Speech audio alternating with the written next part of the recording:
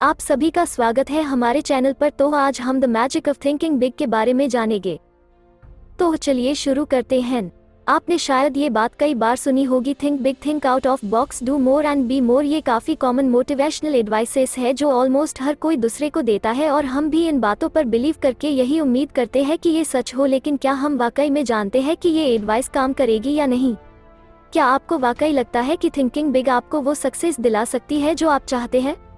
अगर आप ऐसे लोगों में से हैं जो यही सवाल खुद से पूछते हैं तो इनके आंसर आपको इस बुक में मिलेंगे। थिंकिंग बिग का मैजिक आपकी हेल्प करेगा ये रियलाइज करने में कि आपकी सक्सेस में आपकी थिंकिंग कितनी मैटर करती है। आप जो है और जो बनना चाहते हैं इसमें थिंकिंग काफ़ी बड़ा रोल प्ले करती है। जो आप डिजर्व करते हैं उसे हासिल करने में आपकी थिंकिंग ही हेल्प करेगी। तो मैजिक ऑफ थिंकिंग बिग नाम की इस बुक में आपको वो बेसिक प्रिंसिपल और कॉन्सेप्ट सीखने को मिलेंगे जो रियल लाइफ सिचुएशन पर बेस्ड और टेस्टेड है। ये आपको शो कराएगी कि आपको क्या करना है और कैसे उन प्रिंसिपल्स को अप्लाई करके आप बिग सक्सेस और बिग हैप्पीनेस पा सकते हैं। सक्सेस हर किसी की लाइफ का गोल होता है, फिर चाहे सक्सेस एजुकेशन की हो या करियर की या फैमिली लाइफ में। इन जनरल हर कोई सक्सेसफुल होना चाहता है। ज़्यादातर लोगों को सक्सेस एक आउट ऑफ रीच और इम्पॉसिबल चीज़ लगती है, लेकिन रियलिटी में सक्सेस का फॉर्मूला काफ़ी सिंपल है। बस खुद पे बिलीव करना स्टार्ट कर दो कि आप कर सकते हो, और जब आप बिलीव करने लगोगे कि आप कुछ कर सकते हो तब आप वाकई में करोगे। और एक बार जब आपने करने की ठान ली तो किसी चीज़ को कैसे करना है आपको खुद समझ में आ जाएगा। एक आदमी टाई एंड डाई की कंपनी में काम कर रहा था। इस काम से वो ठीक ठाक पैसे कमा लेता था, लेकिन वो सेटिस्फाइड नहीं था। वो अपनी वाइफ और 2 बच्चों के साथ एक स्मॉल हाउस में रह रहा था। उनके पास इतना पैसा नहीं था कि एक बड़ा घर ले सके या अपनी बाकी ज़रूरतें पूरी कर सके। जैसे जैसे दिन गुजरते जा रहे थे वो आदमी अपनी लाइफ को लेकर दुखी होता गया और अपनी फैमिली को खुशी ना देने की वजह से वो सबसे ज़्यादा हर्ट होता था।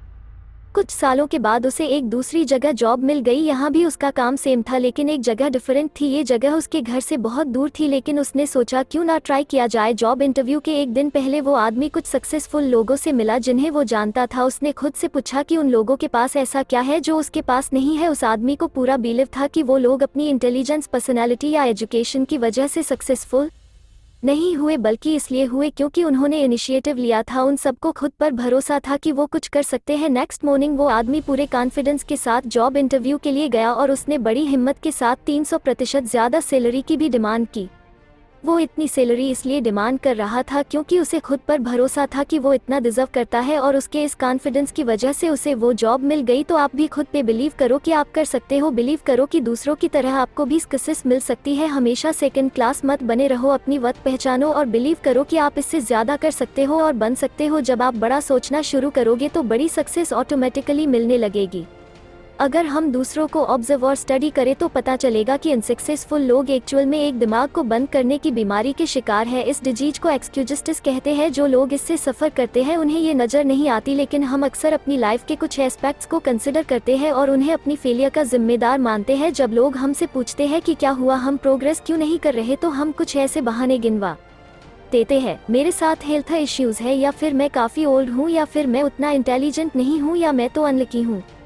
एक बार एक सेल्स ट्रेनिंग प्रोग्राम के दौरान एक ट्रेनी थी जिसका नाम था सेसिल। वो करीब 40 साल की थी और वो मैन्युफैक्चरर के रिप्रेजेंटेटिव के तौर पर एक बेटर जॉब ढूंढ रही थी। लेकिन सेसिल में कॉन्फिडेंस की बड़ी कमी थी क्योंकि उसे लगता था कि वो काफ़ी ओल्ड है इस जॉब के लिए। वो इस बात को लेकर इतनी कन्विंस थी कि जो बनना चाहती थी कभी नहीं बन पाई क्योंकि उसे लगता था कि अब बहुत देर हो गई है। बाद में सेम ट्रेनिंग के दौरान होस्ट ने सेसिल से पूछा कि क्या उसे पता है कि आदमी की प्रोडक्टिव लाइफ कब स्टार्ट होती है और कब एंड। तो सेसिल ने प्रैक्टिकल आंसर देते हुए कहा कि आदमी 20 से लेकर 70 साल तक काम कर सकता है, और वो खुद ही अपने जवाब से हैरान थी। सेसिल को रियलाइज हुआ कि अभी तो वो अपनी प्रोडक्टिव एज के हाफ वे भी नहीं पहुंची है और फिर भी वो आगे बढ़ने से घबरा रही है। सक्सेस की कोई बाउंड्री नहीं होती, हमें आगे बढ़कर अपनी फेलियर मेंटालिटी को दूर करना ही होगा, चाहे वो हमारे अंदर कहीं भी छुपी हो।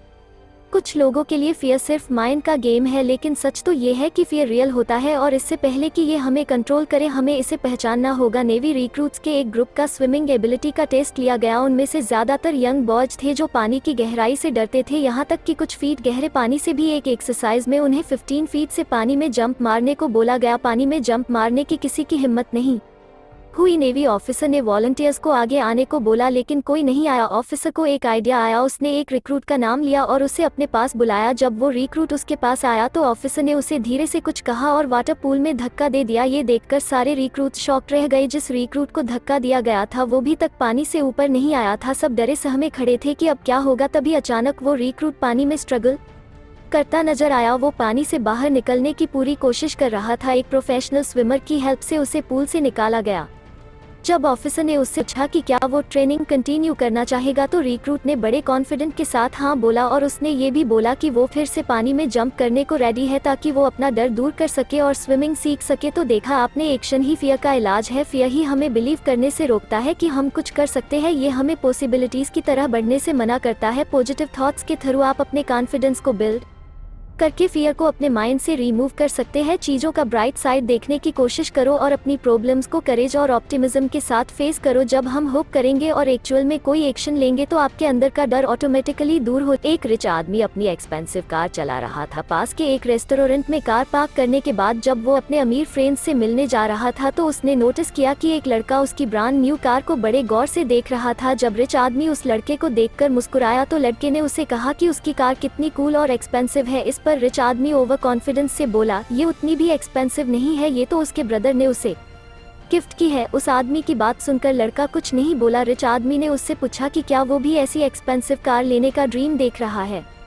लेकिन उस लड़के का जवाब सुनकर वो आदमी हैरान रह गया। नहीं, बल्कि ये सोच रहा हूँ कि मैं आपके ब्रदर की तरह अमीर कैसे बन सकता हूँ। अगर हम चीज़ों को ऐसे देखें जैसे वो हो सकती है ना कि जैसे वो अभी है तो हम उनमें एक ग्रेट वैल्यू ऐड कर सकते हैं। इसलिए अपना विजन स्ट्रेच करो और जो दिख रहा है सिर्फ उसी पर मत अटको, बल्कि विजुअलाइज करो कि फ्यूचर में क्या हो सकता है और अपनी सक्सेस की एक बिगर और बेटर पिक्चर इमेजिन करो। क्रिएटिव थिंकिंग सक्सेस की रिक्वायरमेंट है और क्रिएटिव वे में सोचने के लिए हम जो भी करें उसे करने के कुछ नए और इम्प्रूव तरीके सोचने होंगे। क्रिएटिव थिंकिंग का मीनिंग है बेटर ढंग से सोचना। ये वो थिंकिंग है जो हमेशा हमें एक बेटर वर्ल्ड बनाने के लिए एनकरेज करती है। एक आदमी के पास दो लाइफ इंश्योरेंस सेल्समैन आए। दोनों सेल्समैन उसे एक इंश्योरेंस प्रोग्राम के बारे में बता रहे थे। दोनों ने उस आदमी से प्रॉमिस किया कि वो उसे एक बढ़िया प्लान ऑफर करेंगे। फर्स्ट सेल्समैन ने उस आदमी को एक ओरल प्रेजेंटेशन दी। उस आदमी की जो रिक्वायरमेंट थी उसके हिसाब से उसने प्लान अपने वर्ड्स के थ्रू बताया, लेकिन उस आदमी को कुछ समझ नहीं आया। सेल्समैन ने उसे टैक्स ऑप्शंस, सोशल सिक्योरिटी के बारे में एक्सप्लेन किया और बाकी टेक्निकल डिटेल्स भी दी। सारी बातें सुनने के बाद वो आदमी और भी कंफ्यूज हो गया, इसलिए उसने उस सेल्समैन को प्लान लेने से मना कर दिया।